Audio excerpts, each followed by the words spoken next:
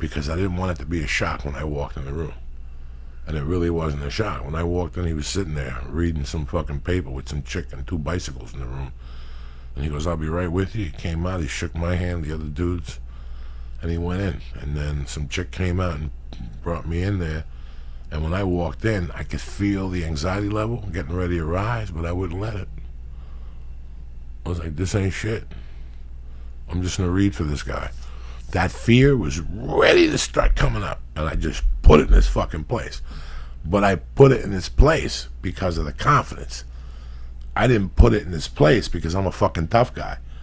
I put the fear in its place because I was confident when I went in there. From the time I got off that plane, I read those sides. I printed those sides in Vegas, and I fucking yellowed them out and everything. So Saturday night, I went back after the comedy show, and I read those things for an hour, over and over and over and over. I read them without my glasses, over and over and over and over, on the plane, over and over and over and over. I got home, I took a nap, I got up, and I just focused on that.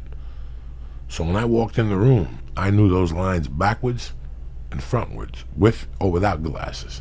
Oh, shit, okay. And there was one scene where I even wore glasses just to prove my point. Like, if you're in this situation and you're an old-time guy, 9 out of 10, you got glasses.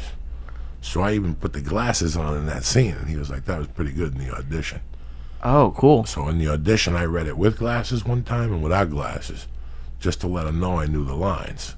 How did you put, the fear in, when you said you put the fear in its place, do you have, a thought that you go through? Do you do anything, or is it just like a reaction now?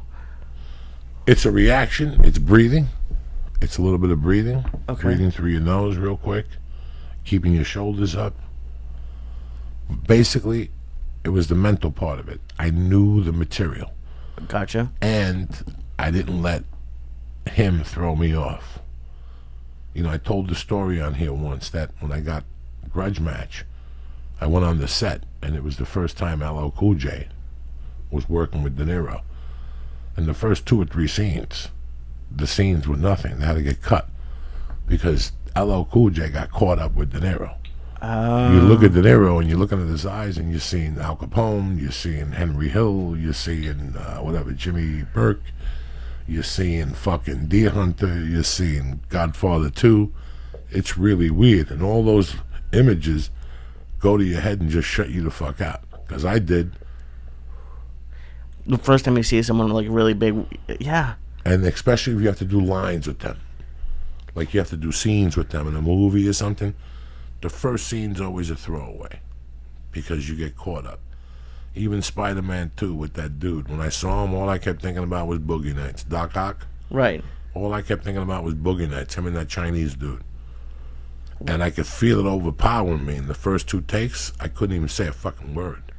They might not even have the time, but how you do the pre-church Periscope with the guests, and you talk with the guests to calm them down. I was surprised after 50 years or however many years of making hundreds of movies, directors don't do that for their star actors and just have a get together with everyone they're gonna have to talk with. They do. Okay. For a couple minutes. They give you 3 minutes. Yeah, 3 minutes. And they tell you what they expect from you for this film and blah, blah, blah. But if they did what I do, take them, when I do that to people, that whole thing, listen, you're my brother. I don't ever want you to do anything for me. When we're on the road, I don't say, get me water or get me a towel. You're my brother. I get it myself. There's one thing I do ask you to do for me, and that's to always go get the guest. All that is psychological. I go get the guest myself. I do all that as a psychological way, because you slow them down. Oh, okay. I didn't know that. Yeah, you slow them down. So if I was to walk out there, they start with the cocksuckers, and you slow them down. And when they walk up the stairs, they talk to you, and it's pretty funny. The last couple times, without even people thinking, I've noticed you tell people sit down, sit right there. It's funny. That's the whole system. That's part of the whole breakdown to slow them down. Oh, okay. Okay. I didn't know it was so thought out. No, I could go out there and get you. Right. I don't. I make them slow you down. They're thinking they're going to see me. They see you. Slows him down. You walk up the stairs. You come into the back here. You always tell him, have a seat. We give him a water. That's all a process. Whatever they were thinking, they're not thinking it no more. Oh. Okay? It's like when me and you would get into an argument. Okay. About numbers or a drug deal that you're not supposed to be doing. And I go to Castellano's house. Not Castellano, the other guy, the Gambino. Okay. Gambino had a wife that looked like a grandma. So he would always make her answer the door because no matter how mad I was, she'd take the air out of your sails. And then she'd ask you in and sit you on the couch and offer you coffee. You never saw Carlo. You never saw Carlo till she told you to go into his office. Oh. That was done for a reason. Carlo Gambino did that for a reason. He made her answer the door for a reason, to slow people down.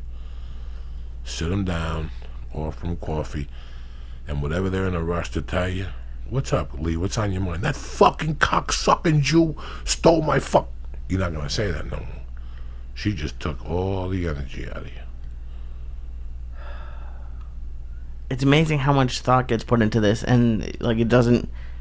Like for me, I'm just like, oh yeah, someone answered the door. It's all a game. It's like when you go get a fucking condominium, one of those time travels. What do you call them? Timeshares. Timeshare Yeah. shit.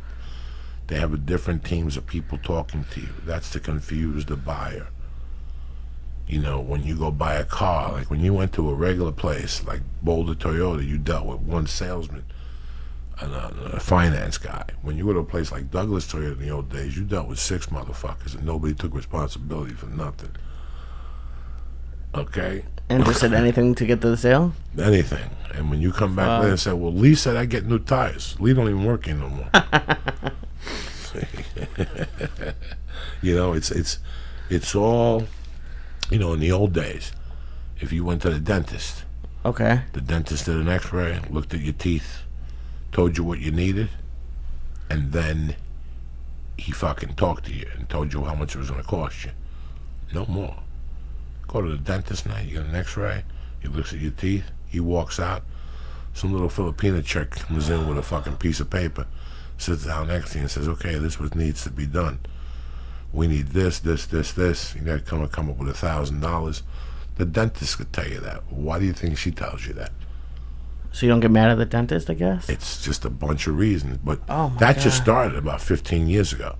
The dentist was never like that. They took a page out of salesmanship. We're going in like fucking Marines, you understand me? Welcome to church, motherfucker.